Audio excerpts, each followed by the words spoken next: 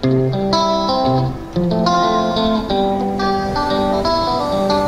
predchádzajúcich divadelných sezón určite zostáva repertoár, ktorý sme mali. Plánujem pokračovať vo všetkých hrách, ktoré poslednú divadelnú sezónu naši diváci mohli vidieť. Okrem inscenácie tak spolu nakoniec neskončia, ktorú sme teda stiahli z toho dôvodu, že režisérka a autorka už u nás nie je. Ale v ostatných veciach pokračujeme. Máme v pláne robiť aj jednu novú hru. Uvidíme, či bude iba jedna alebo dve, zatiaľ je v pláne jedna.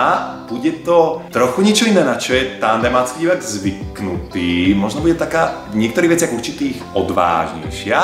Zatiaľ si necháme toto prekvapenie, lebo je to naozaj také, že uvidíme, čo všetko sa nám tam podarí spraviť. Našim plánom je rozšíriť naše divácké rady, čiže priniesť preto diváka samozrejme to, že aby aj on, keď príde, mal pocit, že príde do niečoho, kde naozaj stabilne chodí určitý počet divákov. Máme záujem ho zvýšiť, lebo chceme sa dostať do širšieho povedomia, máme na to určité plány, uvidíme, čo z toho sa podarí. Máme v pláne určité interné veci, aby keď ten divák prišiel, aby mal pocit, že síce prišiel do ochotníckeho divadla, ale ochotnícke divadlo, ktoré robí všetko preto, aby ten výsledok bol vo finále pre to publikum stále čo najkvalitnejší.